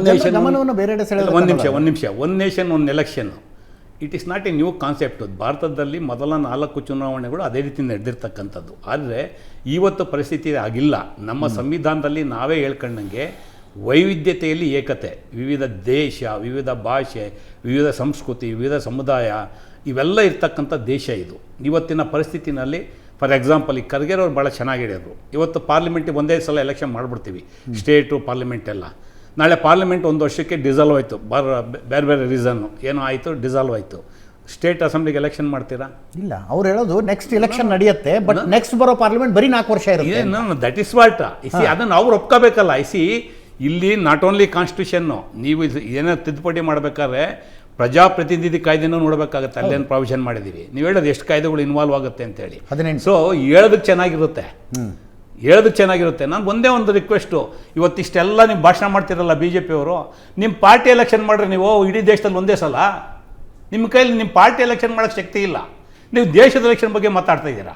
ನಿಮ್ಮದೇನು ಈ ಲೋಕಲ್ ಬೂತ್ ಮಟ್ಟದ ಎಲೆಕ್ಷನಿಂದ ರಾಷ್ಟ್ರೀಯ ಮಟ್ಟದವರೆಗೆ ಒಂದು ದಿವಸ ಒಂದೇ ಸಲ ಎಲೆಕ್ಷನ್ ನೀವು ಫಸ್ಟ್ ಮಾಡಿ, ನಿಮ್ಮ ಪಾರ್ಟಿ ಎಲೆಕ್ಷನ್ ಮಾಡಿ, ನೀವು ಆಮೇಲೆ ಬೇರೆಯವ್ರಿಗೆ ಉಪದೇಶ ಮಾಡಿ. ಅರೆ, ನಿಮಗೆ ನಿಮ್ಮ ಪಾರ್ಟಿ ಎಲೆಕ್ಷನ್ ಮಾಡೋಕ್ಕೆ ನಿಮ್ಗೆ ಶಕ್ತಿ ಇಲ್ಲ. ಜನನ ಆದಿ ತಪ್ಪಿಸೋಕ್ಕೆ, ಜನಕ್ಕೆ ಮಸಿ ಬಳಿಯೋದಕ್ಕೆ ಅಥವಾ ಕಣ್ಣಿಗೆ ಬಟ್ಟೆ ಕಟ್ಟೋದಕ್ಕೆ ಈ ಥರದ ಪ್ರಯೋಗಗಳು ಮಾಡೋಂಥದ್ದು, ಈ ಥರದ ಚರ್ಚೆ ಹುಟ್ಟಾಕಂಥದ್ದು, ಇದು ದುರಂತ. BJP ಎಷ್ಟು ದಿವಾಳಿ ಆಗಿದ್ದಾರೆ ಅಂದರೆ, ಇಶ್ಯೂಸ್ ಇಲ್ಲ. ಬಂದು 100 ದಿವಸ ಆಯಿತು, ನಾನು ಏನು ಕೆಲಸ ಮಾಡಿದೆ, ಈ ದೇಶದಲ್ಲಿ ಬೆಲೆ ಏರಿಕೆ ಕಮ್ಮಿ ಆಯಿತಾ, ಈ ದೇಶದಲ್ಲಿ ಉದ್ಯೋಗ ಸಮಸ್ಯೆ ಕಡಿಮೆ ಆಯಿತಾ, ಅಟ್ರಾಸಿಟಿ ಕೇಸ್ ನಿಂತಿದ್ದಾವ, ಫಾರಿನ್ ಪಾಲಿಸಿಗಳೇನಾಯಿತು, ಬೇರೆ ಬೇರೆ ದೇಶಗಳ ಸಂಬಂಧ ಏನಿದೆ, ಇವೆಲ್ಲ ಹೇಳೋದಕ್ಕೆ ಶಕ್ತಿ ಇಲ್ಲ. ಚೈನಾದ ಆಕ್ರಮಣ ಆಗಿರ್ತಕ್ಕಂಥ ಭೂಮಿ ವಾಪಸ್ ತಗೊಂಡ್ವಾ? No answer. ಇವತ್ತು ಈ ಥರದ ವಿಷಯಗಳು ಇಟ್ಕೊಂಡು ಜನರ ಗಮನವನ್ನು ಬೇರೆ ಸೆಳೆಯುವಂಥ ಕೆಲಸ ಮಾಡ್ತಾ ಇರ್ತಕ್ಕಂಥದ್ದು ದುರ್ದೈವ. ಅಂದರೆ ಅಷ್ಟು ದಿವಾಳಿ ಆಗಿದ್ದಾರೆ BJP ಅವರು. ಭಾಳ ಸಿಂಪಲ್ಲು. ನಿಮ್ಮ ಪಾರ್ಟಿ ಎಲೆಕ್ಷನ್ ನಾಳೆಗೆ ಡಿಕ್ಲೇರ್ ಮಾಡಿ. ನೀವು ಬೂತ್ ಮಾಡ್ತಿಂದ ನ್ಯಾಷನಲ್ ಲೆವೆಲ್ವರೆಗೂ ಒಂದೇ ಸಲ ಎಲೆಕ್ಷನ್ ಮಾಡ್ತೀನಿ ಮಾಡಿ ತೋರಿಸಿ ನೀವು. ಆಮೇಲೆ ಬೇರೆಯವ್ರ ಬಗ್ಗೆ ಮಾತಾಡಿ, ದೇಶದ ಬಗ್ಗೆ ಮಾತಾಡಿ. ಅರೆ ಪಾರ್ಟಿ ಎಲೆಕ್ಷನ್ ಮಾಡೋಕ್ಕೆ ಶಕ್ತಿ ಇಲ್ಲದಿರೋರು, ಅರೆ ಇಟ್ ಇಸ್ ದ ಫ್ಯಾಕ್ಟ್. ಅಂದರೆ ನೀವು ಅಂದ್ರೆ ಪಕ್ಷದ ಆಂತರಿಕ ಚುನಾವಣೆಗೂ ನೋ ನಿಮ್ದೊಂದು ಪ್ರಾಕ್ಟಿಕಲ್ ಆಗಿ ಒಂದು ಇರಬೇಕಲ್ಲ. ನೋಡೋದಕ್ಕದು ಪಕ್ಷದ ಆಂತರಿಕ ಚುನಾವಣೆ. ನೀವು ಪಕ್ಷದ ಚುನಾವಣೆ ಮಾಡೋಕ್ಕೆ ಶಕ್ತಿ ಇಲ್ಲದಿರೋರು ದೇಶದ ಚುನಾವಣೆ ಮಾಡಕ್ಕೆ ಕೊಟ್ಟಿದ್ದೀರಲ್ಲ. ಎಸ್ ನಾನು ರವಿಕುಮಾರ್ ಅವರಿಂದ ಮತ್ತೆ ಇನ್ನೊಂದು ಮುಗಿಸ್ತೀನಿ. ಇವತ್ತು ಅವ್ರು ಹೇಳ್ತಾ ಇರ್ತಕ್ಕಂಥದ್ದು ಬೆಲೆದೊಂದು ಅಂದರೆ ಎಕ್ಸ್ಪೆಂಡಿಚರ್ ಬಗ್ಗೆ ಒಂದು ಮಾತಾಡ್ತಾ ಇದ್ದಾರೆ. ಎರಡು ಸರಳವಾದ ಒಂದು ಉದಾಹರಣೆ. ಇವತ್ತು ಎಲೆಕ್ಷನ್ ಕಮಿಷನ್ ಕೊಟ್ಟಿರ್ತಕ್ಕಂಥ ರಿಪೋರ್ಟಲ್ಲಿ ಒಂದು 4,000 ಕೋಟಿನೋ 4,000 ಕೋಟಿನೋ ಖರ್ಚಾಗುತ್ತೆ. ನೀವು ಕಳೆದ 3 ವರ್ಷದಲ್ಲಿ 10,000 ಕೋಟಿ ನೀವು ಎಲೆಕ್ಷನ್ ಬಾಂಡ್ ಖರ್ಚು ಮಾಡೋದ್ರಲ್ಲ. ಅದನ್ನ ಹೇಳಿ, ಅದು ಹೆಂಗೆ ಬಂದ್ಬಿಡ್ತದೆ? ಎಲೆಕ್ಷನ್ನು ನೀವು ಉಳಿಸೋದಾದ್ರೆ ಈ ಬಾಂಡನ್ನು ಉಳಿಸ್ಬೇಕಲ್ಲ. ಯಾರು ನಿಮಗೆ ಕೊಟ್ರಿ ಅಂತೇಳಿ ಇವತ್ತಿನವರೆಗೂ ಉತ್ತರ ಕೊಡೋಕ್ಕಾಗಿಲ್ಲ. ಸುಪ್ರೀಂ ಕೋರ್ಟ್ ಚೀಮಾರಿ ಹಾಕಿದ್ಮೇಲೆ ಆಚೆ ಕೊಟ್ಟಿದ್ದು ಅದೊಂದು ಕಡೆ. ಎಲೆಕ್ಷನ್ ಕಮಿಷನ್ ಹೇಳ್ತೀನಿ, ಅವರು ನಾವೆಲ್ಲ ಎಲೆಕ್ಷನ್ ಮಾಡ್ತೀವಿ. ಅದೇ ಜಮ್ಮು ಕಾಶ್ಮೀರ ಎಲೆಕ್ಷನ್ ಮಾಡೋದಕ್ಕೆ ನೀವು ನಮಗೆ ಇವರು ಪೊಲೀಸ್ನವರು ಅನಿವಾರ್ಯತೆ ಇದೆ ಅಂತೇಳಿ ಬೇರೆ ರಾಜ್ಯದ ಎಲೆಕ್ಷನ್ ಮುಂದಕ್ಕೆ ಹಾಕಿದ್ದೀರಾ. ಅಂದರೆ ಒಂದು ಜಮ್ಮು ಕಾಶ್ಮೀರದ ಎಲೆಕ್ಷನ್ ಮಾಡೋಕ್ಕೆ ಶಕ್ತಿ ಇಲ್ಲದಿರ್ತಕ್ಕಂಥ ಎಲೆಕ್ಷನ್ ಕಮಿಷನು ಇಡೀ ದೇಶದಲ್ಲಿ at A time parliament, state, panchayat, local body election ಮಾಡ್ತಾರ. ಎಷ್ಟು ಅಪಹಾಸ್ಯದ ಕೆಲಸಗಳು ಮಾಡ್ತಾ ಇದ್ದಾರೆ BJP-ಯವರು ಅಂದರೆ, ಇದಕ್ಕಿನ್ನ ಅಪಹಾಸ್ಯ ದೇಶದಲ್ಲಿ ಬೇರೆ ಅದಕ್ಕೆ ಸಾಧ್ಯನೇ ಇಲ್ಲ. ಮೊದಲು ಇದೆಲ್ಲ ಸರಿಪಡಿಸಿ ಇದಕ್ಕೆ ಉತ್ತರ ಕೊಡಿ, ಆಮೇಲೆ ಬೇರೆ ಚರ್ಚೆ ಮಾಡೋಂಥದ್ದಕ್ಕೆ ಜನಕ್ಕೆ ಅವಕಾಶ ಕೊಡಿ. ಜನಾಭಿಪ್ರಾಯನ ತೊಗೊಳ್ಳಿ. ಒನ್ ನೇಷನ್ ಎಲೆಕ್ಷನ್ ಮಾಡ್ಬೇಕಂತೇಳಿ ಇಲ್ಲ ಕ್ಯಾಬಿನೆಟ್ ಅಪ್ರೂವ್ ಮಾಡಿಬಿಟ್ಟು ನಂಬರ್ ಗೇಮ್ ಇಲ್ದಲ್ಲೇ ಸುಮ್ಮನೆ ಜನಕ್ಕೆ ಮಸಿ ಬಳಿ ಅಂಥದ್ದು ಅಥವಾ ಡೈವರ್ಟ್ ಮಾಡೋಂಥದ್ದು ತಪ್ಪು ಮಾಹಿತಿ ಕೊಡ್ತಾ ಈ ಕೆಲಸ. ನಂಬರ್ ಗೇಮ್ ಕ್ವಶನ್ ತುಂಬ ದೊಡ್ಡದಾಗಿ 71 ಸಂಸದರು ಕಡಿಮೆ ಆಗ್ತಾರೆ ಲೋಕಸಭೆಯಲ್ಲಿ ಪಾಸ್ ಆಗಬೇಕು ಅನ್ನೋದಾದ್ರೆ. ಅಕಸ್ಮಾತ್ ಮಂಡನೆ ಮಾಡಿ ಅದಕ್ಕೆ ಸೋಲಾಗ್ಬಿಟ್ರೆ ಮುಖಭಂಗ ಅಲ್ವಾ? ಹಾಗಿದ್ದು ಯಾಕೆ ರಿಸ್ಕ್ ಎಲ್ಲರಿಗಿನ್ನ ಚೆನ್ನಾಗಿ ಗೊತ್ತಿರ್ತಕ್ಕಂಥದ್ದು ಕೇಂದ್ರದ BJP ನಾಯಕರಿಗೆ. ಅವ್ರಿಗೆ ಗೊತ್ತಿದ್ದು ಪಾಸ್ ಆಗಲ್ಲ ಅಂತ ಜನರನ್ನು ಡೈವರ್ಟ್ ಮಾಡಬೇಕಲ್ಲ. ಅದಕ್ಕೆ ಈ ಥರದ ನೋಡೋಣ. ರವಿಕುಮಾರ್ ಅವರಿಂದ ಉತ್ತರ ತಗೋತೀನಿ ಒಂದು ಸಣ್ಣ ಬ್ರೇಕ್ ಆದಮೇಲೆ. One nation one election. ಈ ದೇಶದಲ್ಲಿ ಸ್ಥಳೀಯ ಸಂಸ್ಥೆಗಳಿಂದ ಹಿಡಿದು ಲೋಕಸಭೆಯ ತನಕ ಎಲ್ಲ ಚುನಾವಣೆಗಳು 5 ವರ್ಷಕ್ಕೆ ಒಂದೇ ಸಲ ನಡೀಬೇಕು ಅನ್ನುವ ಕಾನೂನು ಒಂದು ಬರುತ್ತಾ? ರಾಮನಾಥ್ ಕೋವಿಂದರ ನೇತೃತ್ವದಲ್ಲಿ ಸಮಿತಿ ರಚನೆ ಮಾಡಲಾಗಿತ್ತು. ಸಮಿತಿ ರಿಪೋರ್ಟ್ ಕೊಟ್ಟಿದೆ. 18,000 ಪುಟಗಳ ವರದಿ. ಕ್ಯಾಬಿನೆಟ್ ಅದನ್ನು ಒಪ್ಕೊಂಡಿದೆ. ಮುಂದಿನ ಅಧಿವೇಶನದಲ್ಲಿ ಮಂಡಿಸಬೇಕು. ನಂಬರ್ಸ್ ಇಲ್ಲ, NDA ಹತ್ರ ನಂಬರ್ಸ್ ಇಲ್ಲ. 2/3 ಬೇಕು, 67% ಸಂಸದರು ಇದನ್ನು ಬೆಂಬಲಿಸಬೇಕು. ಅದು ಆಗೋದಿಲ್ಲ. ನಂಬರ್ಸ್ ಭಾಳ ಕ್ಲಿಯರ್ ಆಗಿ ನಿಮ್ಮ ಎದುರಿಗೆ ತೋರಿಸಿದ್ದೀವಿ. ರವಿಕುಮಾರ್ ಅವರೇ, ಹಾಗಿದ್ದು ಯಾಕೆ ಈ ಪ್ರಯತ್ನ? ನೋಡಿ, ಆ ಒಂದು ಪ್ರಯತ್ನವನ್ನು ಈಗ ಕೇಂದ್ರ ಸರ್ಕಾರ ಮಾಡ್ತಾ ಇದೆ. ಆಗಲೇ ನಮ್ಮ ಕಾಂಗ್ರೆಸ್ನ ಮಿತ್ರರು ಹೇಳ್ತಾ ಇದ್ದರು, ಇಲ್ಲ ಇದೇನು ಹೊಸದಲ್ಲ ಅಂತ. ದೇಶದಲ್ಲಿ ಒಂದು ಚುನಾವಣೆ ಒಂದು ದೇಶ, ಇದೇನು ಈ ವಿಚಾರ ಏನು ಹೊಸದಲ್ಲ ಅಂತ. 1967ರವರೆಗೆ ಈ ಒಂದು ದೇಶ ಒಂದು ಚುನಾವಣೆ ಅಂದರೆ ಕಾಂಗ್ರೆಸ್ ಪಾರ್ಟಿ ಅವಾಗ ಬಲಿಷ್ಠವಾಗಿತ್ತು. ವಿಪಕ್ಷಗಳು, ಪ್ರಾದೇಶಿಕ ಪಕ್ಷಗಳು ಬಹಳ ನೇಷನ್ ಒನ್ ಎಲೆಕ್ಷನ್ ಕಾನ್ಸೆಪ್ಟ್ ಇರಲಿಲ್ಲ. ಪ್ರಜಾಪ್ರಭುತ್ವ ಒಂದೇ ಸಲ ಬಂತು, ಒಂದೇ ಸಲ ಚುನಾವಣೆ ಆಯ್ತು, ನಡೀತು. ಅಂದರೆ ಅವಾಗ ಪ್ರಾದೇಶಿಕ ಪಕ್ಷಗಳು ಬಲಿಷ್ಠವಾಗಿ ಇಲ್ಲದೆ ಇದ್ದಿದ್ದರಿಂದ, ರಾಷ್ಟ್ರೀಯ ಪಕ್ಷ ಭಾಳ ಪ್ರಬಲವಾಗಿದ್ದರಿಂದ 5 ವರ್ಷಕ್ಕೊಂದ್ಸರಿ ಇಡೀ ದೇಶದಲ್ಲಿ ಚುನಾವಣೆ ನಡೀತಿತ್ತು. ಹೌದು. ಈಗ ಪ್ರಾದೇಶಿಕ ಪಕ್ಷಗಳು ಬಲಿಷ್ಠವಾಗಿರೋದ್ರಿಂದ ಮತ್ತು ಒಂದೊಂದು ರಾಜ್ಯದಲ್ಲಿ 2 ಸಾರಿ ಅಂದರೆ ಸರ್ಕಾರ ಬಿದ್ದೋಗೋದು, ಮತ್ತೆ ಚುನಾವಣೆ ನಡೆಯೋದು, ಈ ಎಲ್ಲ ಕಾರಣದಿಂದ ವಿಪರೀತ ಖರ್ಚಂತೂ ಚುನಾವಣೆಗೆ ಆಗ್ತಾ ಇದೆ. ಅದು ಲೋಕಸಭೆಗೆ ಇಡೀ ದೇಶಕ್ಕೆ ಚುನಾವಣೆ ನಡೆಯುತ್ತೆ, ಆಯಾ ರಾಜ್ಯಗಳಲ್ಲಿ ವಿಧಾನಸಭೆಗೆ ಇಡೀ ದೇಶದಾದ್ಯಂತ ಚುನಾವಣೆಗಳು ನಡೆಯುತ್ತೆ. ಅಂದರೆ ಇಡೀ ದೇಶದಲ್ಲಿ ಒಂದಲ್ಲ ಒಂದು ಚುನಾವಣೆ 5 ವರ್ಷಗಳ ಕಾಲ ನಡೀತಾನೆ ಇರುತ್ತೆ. ನಮ್ಮ ಸರ್ಕಾರಿ ನೌಕರರು ಚುನಾವಣಾ ನೀತಿ ಸಂಹಿತೆ ಇದ್ದೇ ಇರುತ್ತೆ. ಈ ಚುನಾವಣೆ ನೀತಿ ಸಂಹಿತೆ ಇದ್ದೇ ಇರುತ್ತೆ. ನಮ್ಮ ಸರ್ಕಾರಿ ನೌಕರರು ಚುನಾವಣೆಗಳನ್ನೇ ಮಾಡ್ಕೊಂಡಿರ್ಬೇಕು. ಅವ್ರ ಸಮಯ ವ್ಯರ್ಥ ಆಗ್ತಾ ಇದೆ. ಮತ್ತು ರಾಜಕಾರಣಿಗಳೇನು ಮತ್ತೆ ಅವರು ಚುನಾವಣೆ ಮಾಡ್ಕೊಂಡೆ, ರಾಜಕಾರಣಿಗಳು ಕೂಡ ಚುನಾವಣೆಯನ್ನ ಮಾಡ್ಕೊಂಡೇ ಇರಬೇಕು. ಈ ಎಲ್ಲ ಕಾರಣಗಳಿಂದ ಒಂದು ಸರ್ಕಾರಿ ನೌಕರರ ಸಮಯ ವ್ಯರ್ಥ ಆಗ್ತಾ ಇದೆ, ರಾಜಕಾರಣಿಗಳ ಸಮಯವೂ ವ್ಯರ್ಥ ಆಗ್ತಾ ಇದೆ. ಇಡೀ ದೇಶದಲ್ಲಿ ಚುನಾವಣೆಗೋಸ್ಕರ ಸಾವಿರಾರು ಕೋಟಿ ರೂಪಾಯಿ ಹಣ ವ್ಯಯ ಆಗ್ತಾ ಇದೆ. ಈ ಎಲ್ಲ ಹಿನ್ನೆಲೆಯಲ್ಲಿ ಒಂದ್ಸರಿ 5 ವರ್ಷಕ್ಕೊಂದ್ಸರಿ ಇಡೀ ದೇಶಕ್ಕೆ ವಿಧಾನಸಭೆಗೆ ಮತ್ತು ಲೋಕಸಭೆಗೆ ಚುನಾವಣೆ ನಡೀಲಿ. ಅದು ಕಾಂಗ್ರೆಸ್ ಆರೋ ಅಧಿಕಾರಕ್ಕೆ ಬರಲಿ, BJPನಾರೋ ಅಧಿಕಾರಕ್ಕೆ ಬರಲಿ, NCPನಾರು ಬರಲಿ, ಅಥವಾ DMKನಾರು ಬರಲಿ, ತೃಣಮೂಲ ಕಾಂಗ್ರೆಸ್ ಆರು ಬರಲಿ, ಯಾರಾದರೂ ಬರಲಿ, ನಾಳೆ BJP ಬಂದ್ಬಿಡುತ್ತೆ ನಾವೇನು ಹೇಳೋಕ್ಕಾಗಲ್ಲ. ಆದ್ದರಿಂದ ಇಡೀ ದೇಶದಲ್ಲಿ 1999ರಲ್ಲಿ ಇದರ ಪ್ರಸ್ತಾಪ ಆಗಿದೆ, 2015ರಲ್ಲಿ ಈ ವಿಷಯ ಪ್ರಸ್ತಾಪ ಆಗಿದೆ. ಈ ಥರ 3-4 ಸಾರಿ ಒಂದು ಚುನಾವಣೆ ಒಂದು ದೇಶ ಅಂತಕ್ಕಂಥ ವಿಷಯ, ಒಂದು ನೀತಿ ಆಯೋಗ ಇದನ್ನ ಚರ್ಚೆಗಿಟ್ಟಿದೆ ಒಂದು ಸಾರಿ, ಲಾ ಕಮಿಷನ್ ಒಂದು 2-3 ಸಾರಿ. ನೀವು ಹೇಳ್ತಾ ಇರೋ ಪ್ರಾಕ್ಟಿಕಲ್ ಇಶ್ಯೂಗಳನ್ನು ನಾನು ಯಾವುದು ತಳ್ಳಿ ಹಾಕ್ತಾ ಇಲ್ಲ. ಅದರಿಂದ ಒಂದಲ್ಲ ಒಂದು ಕಡೆ ಚುನಾವಣೆ ನಡೀತಾ ಇರುತ್ತೆ, ಚುನಾವಣಾ ನೀತಿ ಸಂಹಿತೆ ಜಾರಿಯಲ್ಲಿರುತ್ತೆ, ಸರ್ಕಾರಿ ನೌಕರರು ಬರೀ ಇದನ್ನೇ ಮಾಡಬೇಕಾ, ಅಧಿಕಾರದಲ್ಲಿರುವಂಥವ್ರು ಬರೀ ಚುನಾವಣಾ ಪ್ರಚಾರ ಚುನಾವಣೆನೇ ಮಾಡ್ಕೊಂಡಿರ್ಬೇಕು. ದೇಶದ ವೈವಿಧ್ಯತೆನೇ ಕನ್ಸಿಡರ್ ಮಾಡ್ತಾ ಇಲ್ಲ. ನಾನೇನು ಹೇಳ್ತಾ ಇದ್ದೀನಿ ನೋಡಿ, ವೈವಿಧ್ಯತೆ ಕನ್ಸಿಡರ್ ಹಂಗಾದ್ರೆ ವೈವಿಧ್ಯತೆಗೋಸ್ಕರ ಇಡೀ ದೇಶದ ಜನ ಚುನಾವಣೆಯಲ್ಲೇ ನಿರತರಾಗಿರ್ಬೇಕಾ? ಇಡೀ ದೇಶದ ನೌಕರರು ಚುನಾವಣೆ ಮಾಡಿಕೊಂಡೇ ಇರಬೇಕಾ? ಲಕ್ಷಾಂತರ ಕೋಟಿ ರೂಪಾಯಿ ಚುನಾವಣೆಗೋಸ್ಕರ ಖರ್ಚಾದರೂ ಪರವಾಗಿಲ್ವಾ? ದೇಶದ ಅಭಿವೃದ್ಧಿ ಮುಖ್ಯ ಅಲ್ವಾ? ರಾಜ್ಯದ ಅಭಿವೃದ್ಧಿ ಮುಖ್ಯ ಅಲ್ವಾ? ಚುನಾವಣೆನೇ ಬಹಳ ಚುನಾವಣೆನೇ ಅಂತಕ್ಕಂಥದ್ದೇ ಒಂದು ಭಾರಿ ಪ್ರಧಾನ ಅಂಶನ ಇವೆಲ್ಲವುಗಳನ್ನು ಕೂಡ ಬಿಟ್ಟು ಅಂತಕ್ಕಂಥ ವಿಷಯ ಇಡೀ ದೇಶದಾದ್ಯಂತ ಚರ್ಚೆ ನಡೀತಾ ಇದೆ. ಈ ಚರ್ಚೆಯ ಮಧ್ಯದಲ್ಲಿ ಜನ ಏನು ಹೇಳಿದ್ದಾರೆ, ಇದಕ್ಕೊಂದು ಅಭಿಪ್ರಾಯ ಸಂಗ್ರಹ ಆಗಿದೆ. ಎಷ್ಟು % ಜನ ಒಂದು ದೇಶಕ್ಕೆ ಒಂದು ಚುನಾವಣೆ ನಡಿಬೇಕು ಅಂತ ಹೇಳಿದ್ದಾರೆ ಅಂತಂದರೆ, ಇಡೀ ದೇಶದಲ್ಲಿ ಸುಮಾರು 70%ಗಿಂತ ಹೆಚ್ಚು ಜನ ಇಡೀ ದೇಶದಲ್ಲಿ ಇಲ್ಲ ಒಂದು ದೇಶ ಚುನಾವಣೆ ನಡೆಯೋದು ಒಳ್ಳೇದು ಜನ ಹೇಳಿದ್ದಾರೆ. ನೀವು ನೋಡಿ, ಇದು ನೆಟ್ಗೆ ಹೋಗಿ ನೋಡಿ, 70%ಗೆ ಇಂತ ಹೆಚ್ಚು ಜನ ಇಲ್ಲ ಒಂದು 5 ವರ್ಷಕ್ಕೊಂದ್ಸರಿ ಚುನಾವಣೆ ನಡೆಯೋದು, ಲೋಕಸಭೆ ಮತ್ತು ವಿಧಾನಸಭೆ ಅಟ್ ಎ ಟೈಮ್ ನಡೀಲಿ ಅಂತ ಜನ ಹೇಳಿದ್ದಾರೆ, ಮುತ್ಸದ್ದಿಗಳು ಹೇಳಿದ್ದಾರೆ. ಉದಾಹರಣೆ BSP ಹೇಳಿದೆ, ಬೇರೆ ಬೇರೆ ಪ್ರಾದೇಶಿಕ ಪಕ್ಷಗಳು ಕೂಡ, ಎಲ್ಲ ಪ್ರಾದೇಶಿಕ ಪಕ್ಷಗಳು ಒಂದೇ ನಿಲುವನ್ನು ವ್ಯಕ್ತಪಡಿಸ್ತವೆ ಹಂಗೇನಿಲ್ಲ. ಶಿವಸೇನೆ ಹೇಳಿದೆ, ಪ್ರಾದೇಶಿಕ ಪಕ್ಷಗಳು ಹೇಳಿದಾವೆ, ರಾಷ್ಟ್ರೀಯ ಪಕ್ಷಗಳು ಮಾತ್ರ ಒಂದು ಚುನಾವಣೆ ಒಂದು ಇದು. ಮತ್ತೆ ಇನ್ನ 2 ಪಾಯಿಂಟ್ ನಂಬರ್ ಅಂದ್ರೆ MP-ಗಳು ಕಾಂಗ್ರೆಸ್ನವರು ಕಾಂಗ್ರೆಸ್ಗೆ ಅಷ್ಟೇ ಓಟ್ ಹಾಕ್ಬಿಡ್ತಾರೆ, SP-ನವರು ಇದಕ್ಕೆ ವಿರುದ್ಧವಾಗಿನೇ ಓಟ್ ಹಾಕ್ಬಿಡ್ತಾರೆ, ಶಿವಸೇನೆಯವರು ಅಂದ್ರೆ NCP ಹಂಗೇನ್ ಅಂದ್ರೆ ಅವ್ರಿಗೆ ಬದಲಾಗೋದಿಲ್ಲ ಅಂತಾನೆ ನಿರ್ಧಾರನ. ನೀವು ಕ್ರಾಸ್ ವೋಟಿಂಗ್ ಮಾಡಿಸ್ತೀವಿ ಬಿಡಿ ಅನ್ನೋದು ಹಿಂಗೆ ಹೇಳ್ತಾ ಅಲ್ಲ, ಕ್ರಾಸ್ ವೋಟಿಂಗ್ ಅಲ್ಲ, ಚರ್ಚೆ ಆಗ್ಲಿ. ಉದಾಹರಣೆ BSP ನನಗೆ ಗೊತ್ತಿರಲಿಲ್ಲ BSP ಇದಕ್ಕೆ ಸಪೋರ್ಟ್ ಮಾಡಬಹುದು ಅಂತ. ಇಲ್ಲ ಬಿಡಿ, ಸಂಸದರಿಲ್ಲ, ಇಲ್ಲ ಒಪ್ಕೊಳ್ತೀನಿ, ಪಾರ್ಟಿ ಐಡಿಯಾಲಜಿಕಲಿ ಸಪೋರ್ಟ್ ಮಾಡಿದೆ, ಸಂಸತ್ನಲ್ಲಿ ನಂಬರ್ಸ್ ಇರೋದು ಬೇರೆ. ಈ ಉದಾಹರಣೆಗೆ ನ್ಯಾಷನಲ್ ಕಾಂಗ್ರೆಸ್ ಸಪೋರ್ಟ್ ಮಾಡಿದೆ, ನ್ಯಾಷನಲ್ ಕಾನ್ಫರೆನ್ಸ್ ಸಪೋರ್ಟ್ ಮಾಡಿದೆ. ಪ್ರಾದೇಶಿಕ ಪಕ್ಷಗಳು ಕೂಡ ಅರ್ಥ ಮಾಡಿಕೊಂಡು ಸಪೋರ್ಟ್ ಮಾಡ್ತಕ್ಕಂಥ ಪ್ರಾದೇಶಿಕ ಪಕ್ಷಗಳಿದೆ. ಈಗ ಇಲ್ಲ ಡೆಮೋಕ್ರಸಿ ಹಾಳಾಗ್ಬಿಡುತ್ತೆ, ವೈವಿಧ್ಯತೆ ಹಾಳಾಗ್ಬಿಡುತ್ತೆ, ಅಭಿವೃದ್ಧಿ ನಿಂತು ಎಷ್ಟು ಬೇಕಾದ್ರೂ ಅಷ್ಟು ಖರ್ಚಾಗಲ್ಲ. ಅಲ್ಲಲ್ಲ, ಈ ಚರ್ಚೆ ಅಂತಕ್ಕಂಥದ್ದು ತೌಡು ಕೊಟ್ಟ ಕೆಲಸನ. ರಾಮನಾಥ್, ಒಂದು ನಿಮಿಷ, ನಾನು ಇಂಟರ್ಫಿಯರ್ ಆಗಲ್ಲ. ರಾಮನಾಥ್ ಕೋವಿಂದ್ ಅಂತ ಒಬ್ಬ ರಾಷ್ಟ್ರಪತಿಯಾಗಿ ಕೆಲಸ ಮಾಡಿರ್ತಕ್ಕಂಥವ್ರು, ಸುಪ್ರೀಂ ಕೋರ್ಟ್ನಲ್ಲಿ ಅಡ್ವೊಕೇಟ್ ಆಗಿ ಕೆಲಸ ಮಾಡಿರ್ತಕ್ಕಂಥವ್ರು, ಇಷ್ಟು ಅನುಭವ ಇರ್ತಕ್ಕಂಥ ವ್ಯಕ್ತಿಯ ನೇತೃತ್ವದಲ್ಲಿ ಸಮಿತಿಯಾಗಿ ಇಡೀ ದೇಶದ ಅಭಿಪ್ರಾಯಗಳನ್ನು ಸಂಗ್ರಹ ಮಾಡಿ ಕೇಂದ್ರ ಸರ್ಕಾರಕ್ಕೆ ರಾಷ್ಟ್ರಪತಿಗೆ ವರದಿಯನ್ನು, ಇದು ತೌಡ್ಕೊಟ್ಟ ಕೆಲಸನ? ನೀವು ಕೊಡೋ ವರದಿ ಮಾತ್ರ ಬಹಳ ಇಂಟೆಲೆಕ್ಚುಯಲ್ ರಿಪೋರ್ಟಾ ಏನು? ರಮೇಶ್ ಹಾಗಾಗಿ ನಾನೇನ್ ಹೇಳ್ತಾ ಇದ್ದೀನಿ ಅಂತಂದ್ರೆ, ಇದರ ಬಗ್ಗೆ ಜನ ಬಹಳ ಸಹರ್ಷದಿಂದ ಸ್ವೀಕಾರ ಮಾಡ್ತಾ ಇದ್ದಾರೆ.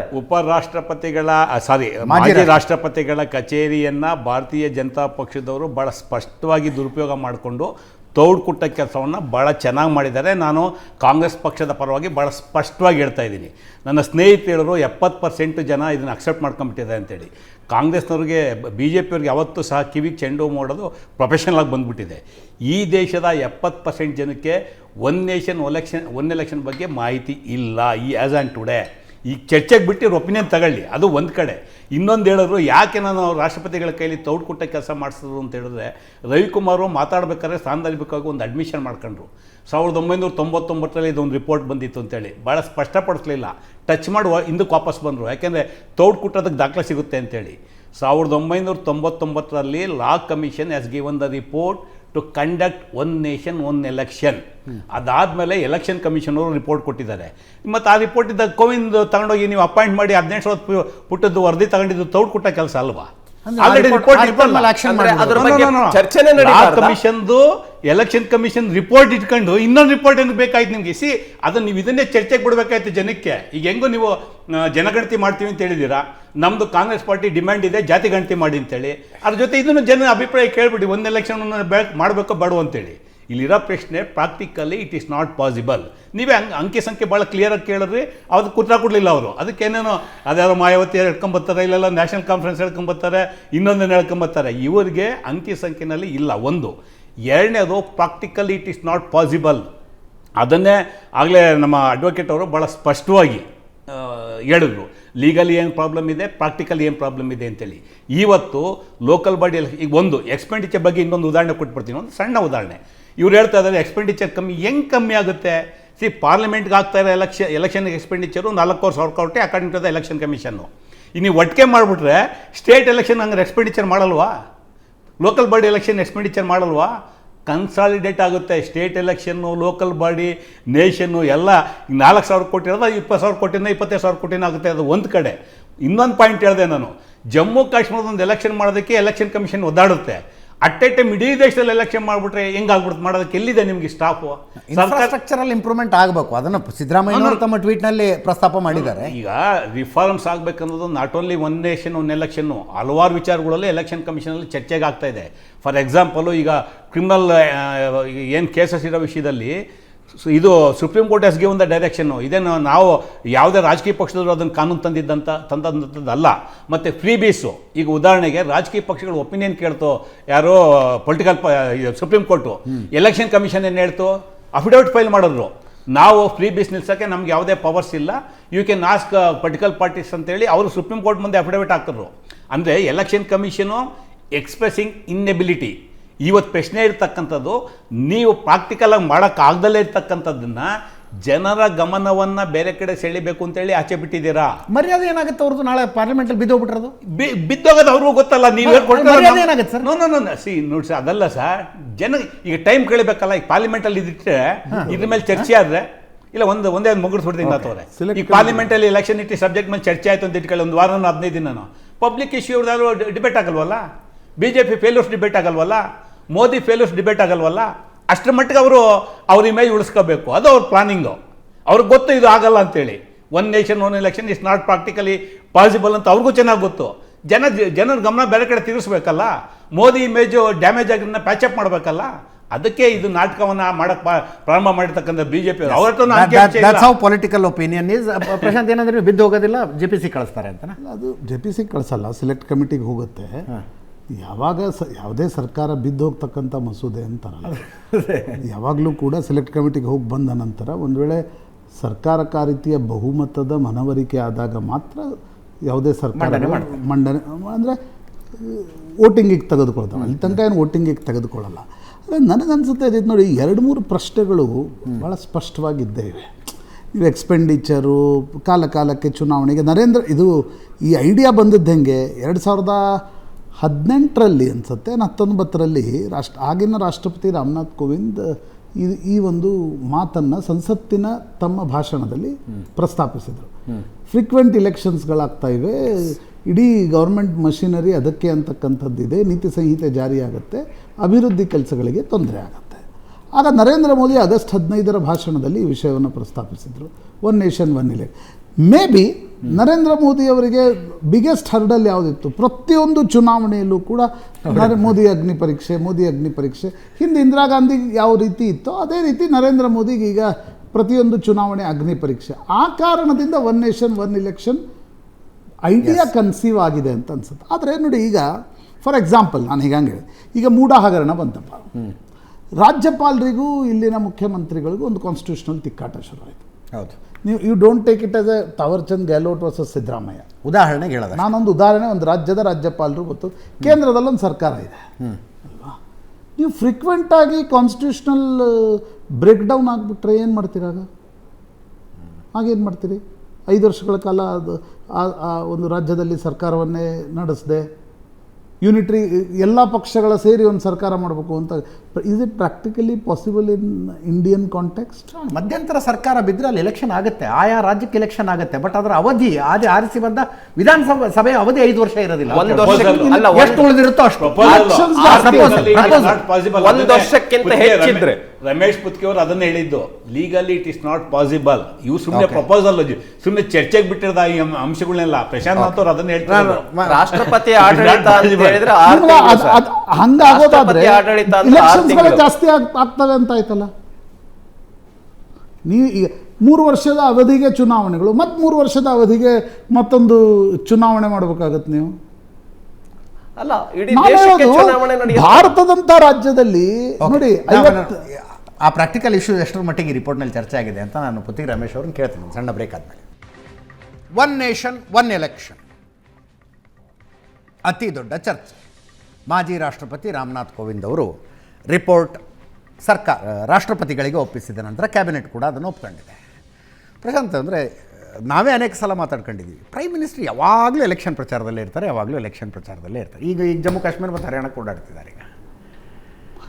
ಈಗ ಇದಾದ ತಕ್ಷಣ ಮಹಾರಾಷ್ಟ್ರ ಶುರುವಾಗುತ್ತೆ, ಮಹಾರಾಷ್ಟ್ರ ಆದ ತಕ್ಷಣ ದಿಲ್ಲಿ ಶುರುವಾಗುತ್ತೆ. ಅದೇ ನೋಡಿ, ನೀವು ಎರಡೂ ಬದಿಯಿಂದ ಯಾವತ್ತಿಗೂ ಯಾವುದೇ ಒಂದು ವಿಷಯವನ್ನು ನೋಡ್ಬೋದು. ಈಗ ಪ್ರೈಮ್ ಮಿನಿಸ್ಟರ್ ಮತ್ತು BJP ಹೇಗೆ ನೋಡ್ತಾ ಇದೆ, ಪ್ರತಿ ಬಾರಿ ನಾವು ಚುನಾವಣೆಗಳನ್ನೇ ಮಾಡ್ತಾ ಇರಬೇಕಾ ಅಂತಕ್ಕಂಥದ್ದು. ನಾನು ಇನ್ನೊಂದು ಬದಿಯಿಂದ ನೋಡ್ತೀನಿ, ನೀವು ಈ ರೀತಿ ಫ್ರೀಕ್ವೆಂಟ್ ಇಲೆಕ್ಷನ್ಸ್ ಇಲ್ಲ ಅಂತಂದರೆ ಈ ರಾಜಕಾರಣಿಗಳು ಕೂಡ ಬ್ಯೂರೋಕ್ರಸಿಗಿಂತ ಹತ್ತತ್ತಾಗ್ತಾರೆ ಇವರು. ಹೌದ್ರಿ, ಚುನಾವಣೆ ಇರೋದ್ರಿಂದ ಸ್ವಲ್ಪ ಹ್ಯೂಮನ್ ಆಗಿರ್ತಾರೆ ಇನ್ನೂ. ಹೌದು, ಇಲ್ಲದೇ ಇದ್ರೆ ಇವ್ರನ್ನೇ ಹಿಡಿಯೋರು ಅಂತ. ಇಲ್ಲ ಇವ್ರನ್ನ ಹಿಡಿಯೋಕ್ಕಾಗತ್ತಾ? ಇವ್ರು ಬ್ಯೂರೋಕ್ರಸಿಗಿಂತ ಆ ಕಡೆ ಹೋಗ್ತಾರೆ. ಆಮೇಲೆ ಯಾಕೆ ಬ್ಯೂರೋಕ್ರಸಿ? ಈಗ ಮಾಧ್ಯಮಗಳೇ ಪ್ರಶ್ನೆ ಎತ್ತಿದ್ರೆ ಬ್ಯೂರೋಕ್ರಸಿ ಎತ್ತಾರೆ ಅಥವಾ ರಾಜಕಾರಣಿಗಳು ರೆಸ್ಪಾಂಡ್ ಮಾಡ್ತಾರೆ? ರಾಜಕಾರಣಿಗಳು ರೆಸ್ಪಾಂಡ್ ಮಾಡ್ತಾರೆ, ಯಾಕಂದರೆ 5 ವರ್ಷಕ್ಕೂ ಚುನಾವಣೆಯನ್ನು ಎದುರಿಸ್ಬೇಕು ಅನ್ನುವ ಕಾರಣಕ್ಕೋಸ್ಕರ. ಬ್ಯೂರೋಕ್ರಸಿ ರೆಸ್ಪಾಂಡ್ ಮಾಡುತ್ತಾ ಇವತ್ತಾದರೂ? ಯಾಕೆ ಮಾಡಲ್ಲ? ಒಮ್ಮೆ ಹಿಡಿದ್ರೆ ರಿಟೈರ್ಡ್ ಆಗೋವರೆಗೆ ಯಾರು ಹೇಳೋರಿಲ್ಲ ಕೇಳೋರಿಲ್ಲ. ನಾನು ತಪ್ಪು ಸರಿ ಅಂತ ಹೇಳ್ತಾ ಇಲ್ಲ. ಫ್ರೀಕ್ವೆಂಟ್ ಇಲೆಕ್ಷನ್ಸ್ಗೂ ತನ್ನದೇ ಆಗಿರ್ತಕ್ಕಂಥ ಒಂದು ಅಡ್ವಾಂಟೇಜಸ್ಗಳಿವೆ. ಬ್ರೇಕಲ್ಲಿ ಯಾರೊಬ್ಬರು ಮೆಸೇಜ್ ಹಾಕಿರ್ತಾರೆ, ರಾಜಕಾರಣಿಗಳ ದುಡ್ಡು ಹೊರಗೆ ಬರದೆ ಚುನಾವಣೆಗಳಲ್ಲಿ ಮತ್ತು ಮಕ್ಕಳ ಮದುವೆಗಳಲ್ಲಿ. ಮತ್ತು ನನಗನ್ಸುತ್ತೆ ಅಜಿ, ಇವತ್ತು ದೇಶದ ಅಗತ್ಯತೆ, ಅನಿವಾರ್ಯತೆ, ಅವಶ್ಯಕತೆ ಇರೋದು ಇಲೆಕ್ಷನ್ ಸ್ಪೆಂಡಿಂಗನ್ನು. ನಾನು ಸರ್ಕಾರದ ಸ್ಪೆಂಡಿಂಗ್, ಈಗ ನೋಡಿ 30 ಲಕ್ಷ EVMಗಳು ಬೇಕು ಅದಕ್ಕೆ. ಹೌದು, ಅಷ್ಟು ನಿಮಗೆ ಪೇಪರ್ ಟ್ರೈಲ್ ಬೇಕು. ನಾನು ಅದನ್ನು ಪ್ರಶ್ನೆ ಮಾಡ್ತಾ ಇಲ್ಲ. ಪ್ರಶ್ನೆ ಮಾಡ್ತಾ ಇರೋದು ರಾಜಕೀಯ ಪಕ್ಷಗಳೇನು ಇಲೆಕ್ಷನ್ ಸ್ಪೆಂಡಿಂಗ್ ಮಾಡ್ತಾ ಇವೆ ಅಲ್ಲ. ಈಗ ನೀವು ಸೈಮಲ್ಟೇನಿಯಸ್ ಎಲೆಕ್ಷನ್ ಮಾಡಿದರೆ MP ಗಳ ಖರ್ಚು ಕಡಿಮೆ, MLAಗಳ ಖರ್ಚು ಕಡಿಮೆ ಆಗುತ್ತಾ? ಕಡಿಮೆ ಆಗುತ್ತೆ. ಹಿಂಗೆ ನಡೀತಾ ಹೋದರೆ ಕಡಿಮೆ ಆಗಲ್ಲ. ಈಗ ಯಾವತ್ತಾದರೂ ಒಂದ್ಸಲ ನಡೆಯುತ್ತಾ ಕಡಿಮೆ ಆಗುತ್ತೆ. ಹಿಂಗೆ ನಡೀತಾ ಹೋದ್ರೆ ನನ್ನ ದುಡ್ಡು. ರಮೇಶ್ ಅವರು ಮತ್ತೊಮ್ಮೆ ನಮ್ಮ ಜೊತೆಗೆ ಲೈವ್ನಲ್ಲಿದ್ದಾರೆ. ರಮೇಶ್ ಸರ್, ಖರ್ಚು ಕಡಿಮೆ ಆಗಬೇಕು ಮತ್ತು ಸದಾಕಾಲ ಅಂದರೆ ಒಂದಲ್ಲ ಒಂದು ಕಡೆ ಚುನಾವಣಾ ನೀತಿ ಸಂಹಿತೆ ಇರಬಾರ್ದು, ಇದೊಂದೇನಾ ಉದ್ದೇಶ?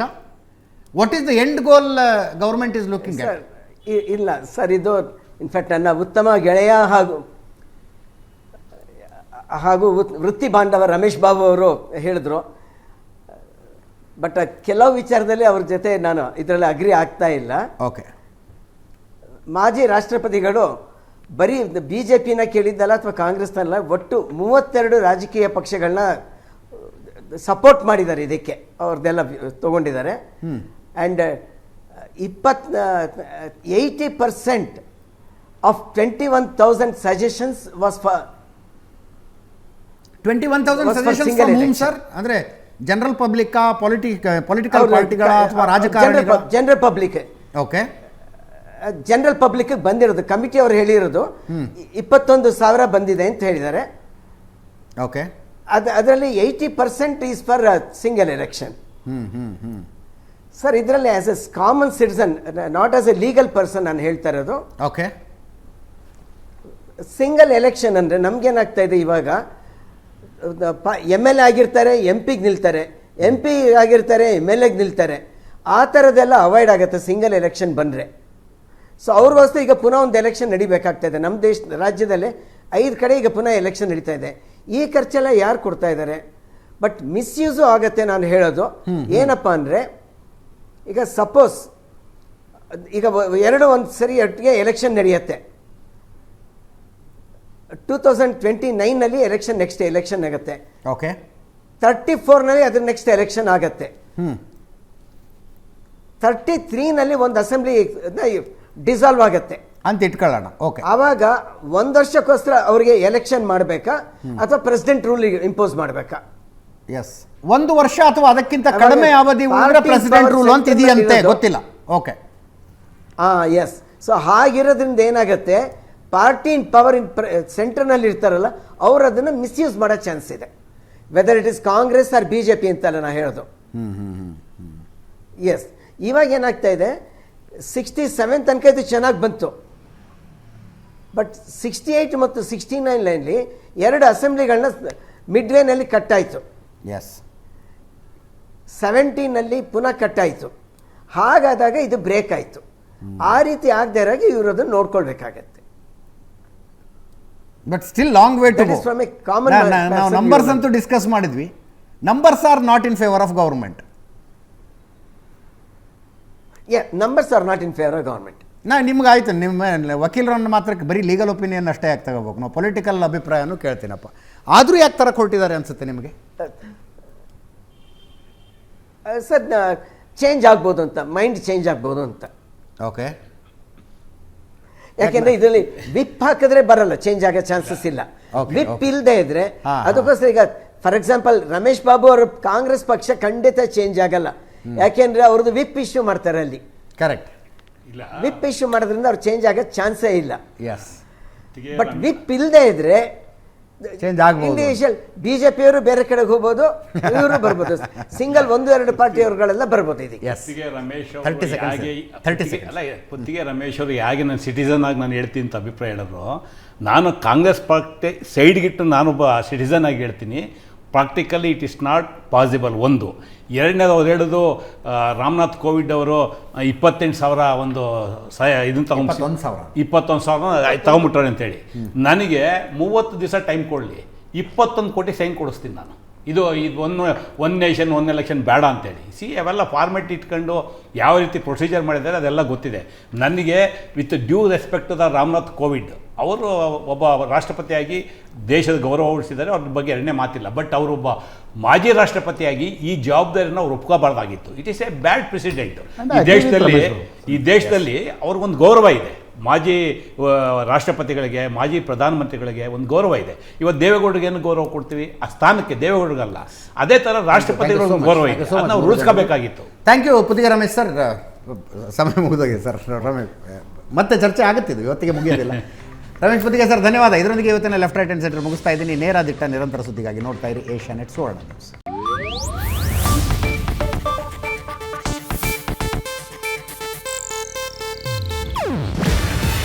ಇದು ಏಷ್ಯಾನೆಟ್ ನ್ಯೂಸ್ ನೆಟ್ವರ್ಕ್ ಪ್ರಸ್ತುತಿ. ನೀವು ನೋಡ್ತಿದ್ದೀರಾ ಏಷ್ಯಾನೆಟ್ ಸುವರ್ಣ ನ್ಯೂಸ್.